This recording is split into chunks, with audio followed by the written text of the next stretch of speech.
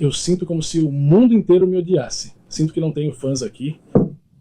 Sabe? Sinto isso porque todos dizem. Meu objetivo neste verão é mudar essa narrativa. Quando uma primeira escolha decepciona, geralmente é porque suas habilidades foram avaliadas de forma errada e nunca estiveram prontos para a NBA.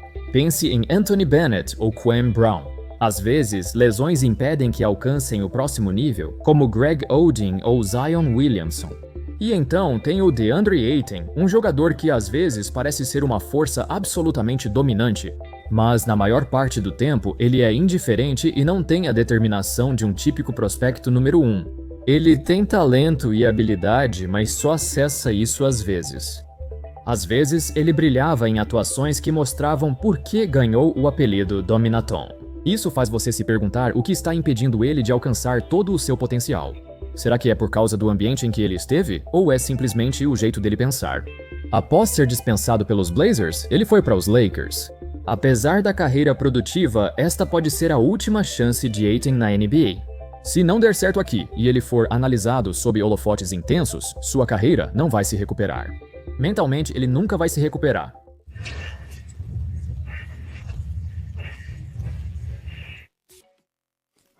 Embora tenha sido a primeira escolha, Ayton não era o principal prospecto até poucas semanas antes do draft. Era uma disputa entre ele, Marvin Bagley e Luka Doncic, com muita gente acreditando que Doncic era um dos maiores prospectos da história do basquete. No entanto, como Ayton tinha legítimos 2,13 metros de altura e uma temporada individualmente dominante em Arizona, ele foi considerado o prospecto mais pronto para a NBA e a escolha mais segura entre esses três caras. Ele era a escolha mais segura? Acho que sim. Se por seguro, você quer dizer que está pegando um cara que faz números, mas que sempre faz o mínimo e só quer receber o salário. Ele não tem capacidade de ir além do próprio limite. Seus primeiros anos em Phoenix foram turbulentos, mas ele manteve desempenho consistente que agradou aos torcedores. Mas você quer só ficar satisfeito? Todo mundo queria que ele fizesse mais. Às vezes, ele jogava incrivelmente bem e parecia fácil para ele. Isso faz pensar que ele faria isso toda noite se realmente amasse o esporte. E talvez essa fosse a maior dúvida de todos. Será que ele tinha paixão pelo esporte? No entanto, em apenas uma entre-safra, as manchetes sobre DeAndre Ayton foram deixadas de lado.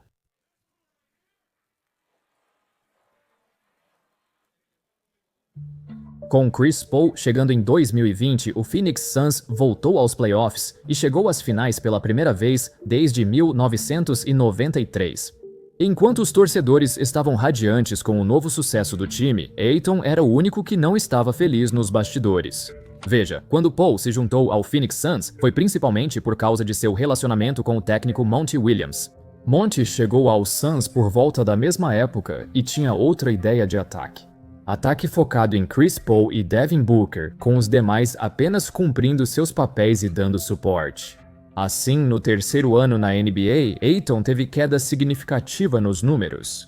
Seus pontos, mas especialmente suas tentativas de arremesso, caíram de 15 arremessos por jogo para 10.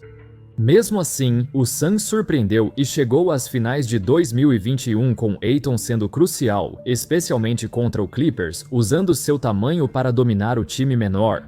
Mesmo tendo perdido nas finais, essa foi uma temporada animadora para a franquia, e Ayton era esperado para receber um grande contrato. Avançando para outubro de 2021, infelizmente, os Suns e Ayton não conseguiram chegar a um acordo para uma extensão de contrato. Ele queria o contrato máximo de novato, como Luka e Trae Young conseguiram. Mas o Suns não quis oferecer isso, pois não o via como jogador de calibre de franquia como os dois. Eles não tinham fé suficiente nele para achá-lo digno do contrato. Olhando para trás, estavam certos. Mas na época, isso criou uma divisão entre Ayton e a organização. Uma divisão que iniciou sua animosidade por esse time. Em particular, ele acreditava que o técnico Monty o sabotou e que ele foi o motivo pelo qual Ayton não conseguiu a extensão de contrato que queria.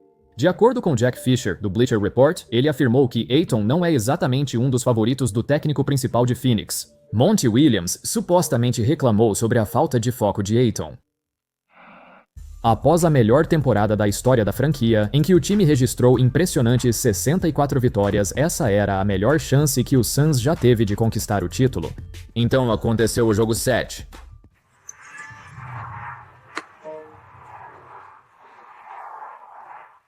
foram atropelados em casa. A vantagem de 30 pontos do Mavs no intervalo foi a maior em jogos 7. Ayton foi invisível, anotando só 5 pontos em 2 de 5 arremessos. Mas foi depois do jogo que o time dele revelou o que realmente sentia sobre ele. Quando perguntado por que Ayton jogou só 17 minutos, Monty Williams respondeu: "É interno." Isso pode ter vários significados, mas provavelmente ele quis dizer que algo acontece na cabeça dele. Depois, o colega de equipe Devin Booker foi perguntado sobre a situação de Ayton no time e respondeu: "Me importo com ele como um irmão, só quero garantir que ele esteja bem. O que for pra ser, será." Imagine ser tão indiferente ao basquete que seu time ache que há algo errado com você. É tipo, você tá bem, cara? É meio louco eles fazerem comentários assim em público, mas sinceramente é o que todo mundo vinha pensando todos esses anos. Esse cara, esse ex-primeira escolha do draft, está recebendo mais de 100 milhões de dólares só pra não se importar em jogar. Essa série não foi só uma derrota esmagadora, mas levou o time a reavaliar e depois desmontar seu elenco. Como Ayton não fechou extensão no verão anterior, o Suns teve uma decisão difícil. Ele entrou na free agency restrita e, pelas circunstâncias, não havia como mantê-lo, certo? Depois de um jogo 7 horrível e seu time o degradando publicamente, não há como ele ter um futuro em Phoenix. Ele entrou na free agency restrita achando que iria para qualquer time com quem assinasse. Ele assinou um contrato de 4 anos e 133 milhões de dólares com os Pacers. Para sua surpresa, os Suns logo igualaram a oferta para mantê-lo. Claro, agora eles tinham que se reconciliar e Ayton tinha que fingir que queria ficar o tempo todo. Em teoria, foi a escolha certa. É melhor manter Ayton do que deixá-lo sair de graça, porque se por acaso ele mostrar alguma melhora, isso aumenta seu valor de troca. Ele oferece mais opções ao time no futuro. Com o tempo, os problemas com Ayton ficaram mais evidentes. Não era só a atitude dele ou a falta de comprometimento que incomodavam o time. Era só porque ele tinha dificuldade em entender o básico do jogo.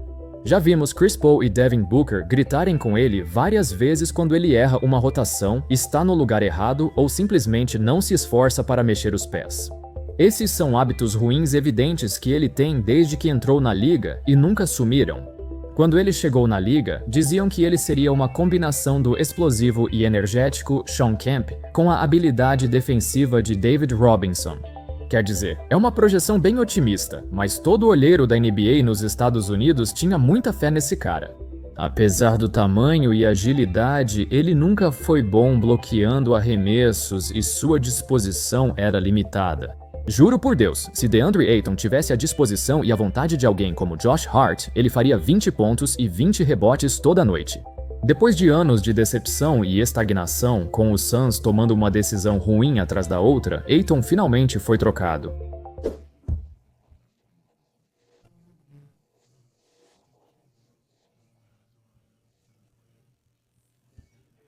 Em Portland, sinceramente, ele não foi tão mal assim.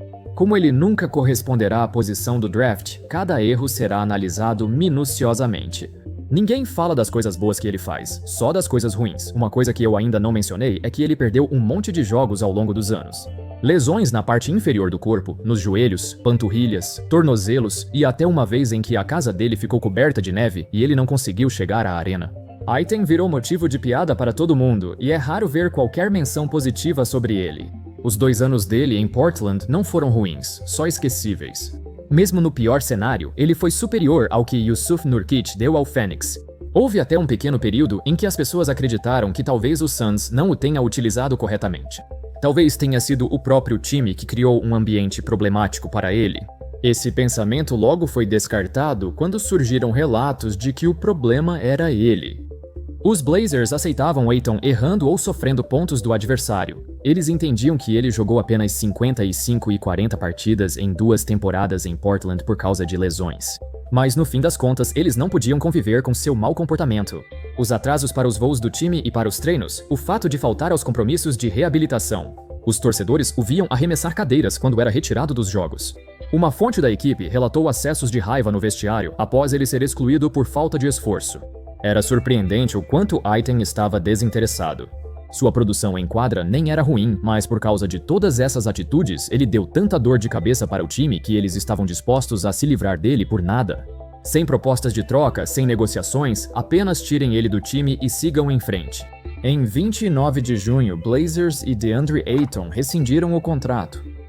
Foi meio estranho no começo porque não é como se ele fosse um jogador horrível. Ele contribui positivamente e é raro um jogador desse calibre ser dispensado ou ter o contrato rescindido. Mas com os relatos sobre seu comportamento fora das quadras, agora tudo faz sentido. Faz sentido porque o Suns também se cansou dele.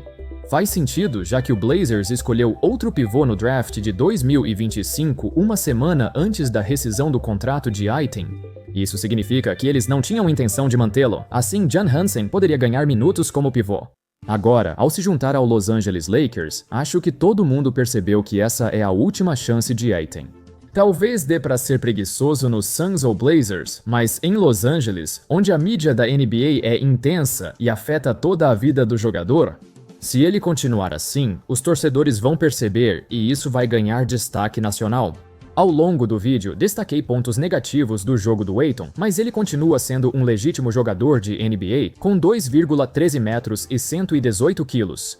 Quando a rescisão foi finalizada, Ayton imediatamente assinou com os Lakers, expressando sua gratidão por ter a oportunidade de jogar com Luka e LeBron. No fundo, porém, todo mundo se pergunta, quanto esse ex-primeira escolha realmente pode contribuir? Ele é um pivô grande, o que já é um bom começo. Não tem como ele ser pior do que Jackson Hayes. Agora, jogando com dois dos melhores passadores da história, se Ayton não corresponder ou não produzir razoavelmente, essa será sua última chance na NBA. Ele já provou ser mentalmente fraco e desmoronar diante da menor adversidade. Será que ele consegue fazer isso sob pressão máxima? É isso, pessoal. Me digam o que acham da carreira do DeAndre Ayton. Vocês acham que os torcedores do Suns exageraram ao culpar ele pelos fracassos do time? Vocês acham que essa passagem dele por Los Angeles vai ser a última chance dele de reinventar a própria imagem? Me contem aí nos comentários. Obrigado por assistirem, espero que tenham gostado do vídeo. Nos vemos na próxima. Valeu!